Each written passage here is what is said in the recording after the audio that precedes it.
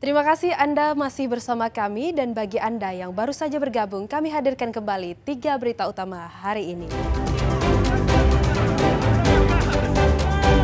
Sebuah rumah kosong yang diduga jadi tempat transaksi narkoba digerebek emak-emak karena sudah berulang kali diperingatkan.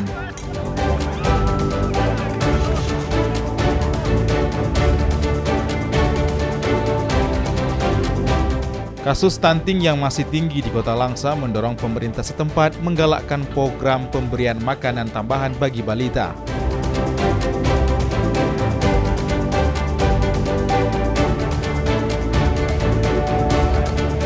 Warga di Kabupaten Pidijaya memanfaatkan batok atau tempurung kelapa untuk membuat berbagai kerajinan yang mendatangkan cuan.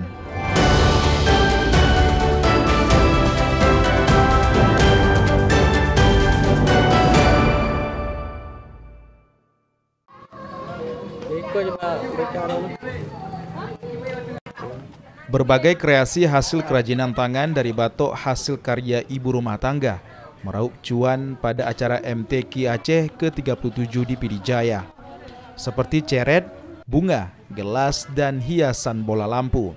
Kreasi tersebut menampilkan nuansa kemewahan padahal terbuat dari barang tradisional. Pada momen MTQ omsetnya berlipat ganda. Biasanya dalam 1 bulan dapat 3 jutaan, tapi di malam MTQ dia dapat 3 juta dalam sehari semalam saja.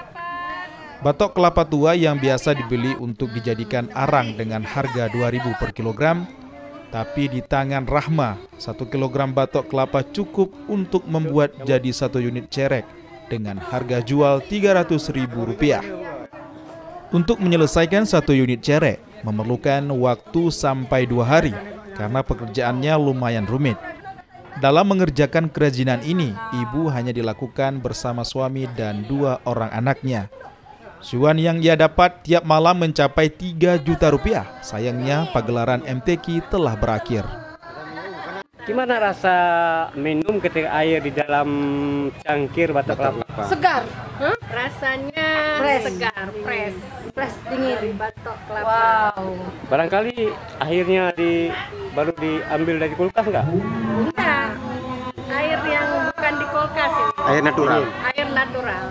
Air mineral. Air mineral. Produknya ada cere, ada cangkir, ada bunga batok kelapa, ada asbak, ada centong, ada apa lagi? Ada lampu tidur. Kalau cere mungkin 2 atau 3 hari. 3 hari. Tergantung pesanan juga. Kalau misal orang yang mesannya pengen cepat, ya kita buat cepat. Pemasaran sudah pernah ekspor ke Malaysia, sudah pernah ke Lok Sukun, ada di Lampineng, ada di Pon di Belang Padang. Batok kelapa tua dibeli dari ibu-ibu tetangga sebagai bahan baku kerajinan. Untuk pemasarannya berbagai cara. Ada yang datang ke rumah dan ada yang ke pasar karena dititip di beberapa toko di Pidijaya. Bahkan ada yang dijual via marketplace. Tim Liputan melaporkan dari Pidijaya. Tinggi lagi, atas lagi berarti.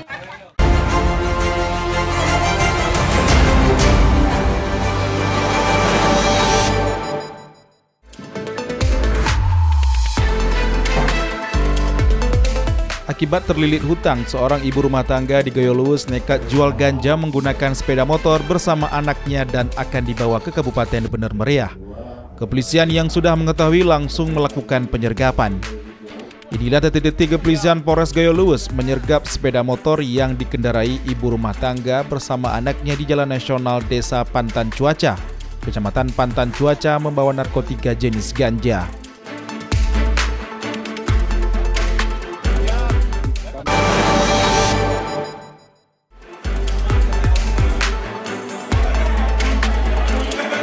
Kejaksaan Negeri Kabupaten Aceh Barat melakukan penahanan terhadap Kepala Badan Pengelolaan Keuangan Daerah atau BPKD serta 4 ASN lainnya karena diduga telah melakukan tindak pidana korupsi, pemberian intensif atas pungutan pajak daerah dengan kerugian negara sebesar 3,5 miliar rupiah lebih. 5 orang pejabat Badan Pengelola Keuangan Daerah resmi ditahan usai ditetapkan sebagai tersangka dalam kasus dugaan korupsi pengelolaan pajak daerah. Kelima tersangka tersebut tampak mengenakan rompi warna pink dengan tangan diborgol dan kemudian digiring ke dalam mobil tahanan. Mereka akan ditahan selama 20 hari di Lapas Kelas 2B Melabuh untuk memudahkan proses penyelidikan.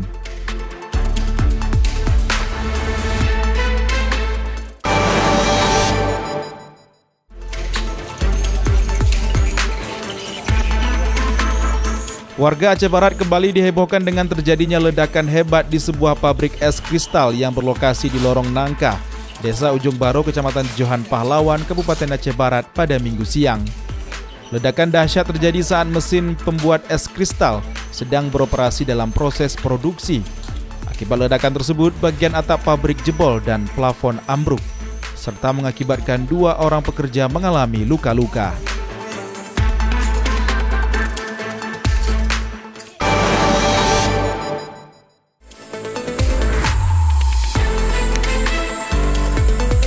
Hujan deras yang mengguyur 2 kecamatan di Kabupaten Aceh Barat Daya menyebabkan Sungai Krung Susuh meluap.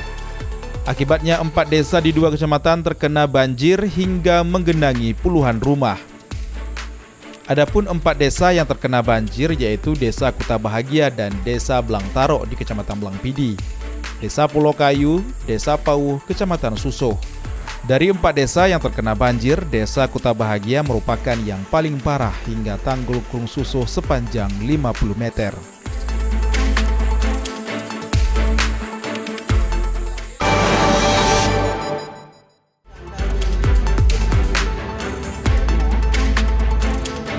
Seorang warga tewas setelah ditembak orang tak dikenal. Muhammad Nasir, 48 tahun, tewas dengan luka tembakan di bagian kepala dan tangan. Ada bekas darah masih terlihat di tempat kejadian yang tak jauh dari rumah korban di Desa Alulim, Kecamatan Belang Mangat, Kota Lusmawe. Menurut keterangan keluarga korban, pada Minggu malam sekitar pukul 22.00 waktu Indonesia Barat, seorang memanggil korban dan mengajak keluar duduk di dekat rumah korban. Kemudian tak lama berselang datang sebuah mobil berwarna hitam dan mengajak korban mendekati mobil. Sesampai di mobil terdengar suara letusan senjata sebanyak 2 kali.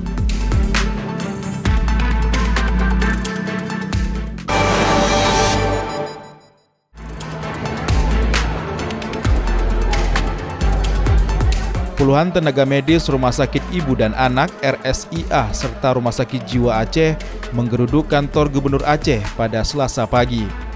Mereka menuntut pembayaran jasa medis tahun 2025 yang hingga kini belum juga diterima, meski dana dikabarkan sudah tersedia di rumah sakit. Dengan berpakaian dinas putih, para tenaga medis itu bergerak bersama sambil membawa spanduk dan selebaran kertas berisi aspirasi mereka. Sejumlah tulisan terpampang jelas, diantaranya jasa medis adalah hak, bukan hadiah, dan tenaga kesehatan juga manusia.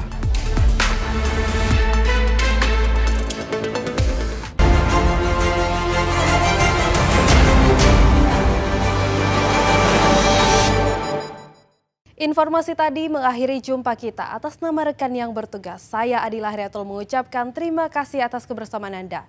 Selamat beraktivitas dan sampai jumpa. Wassalamualaikum warahmatullahi wabarakatuh.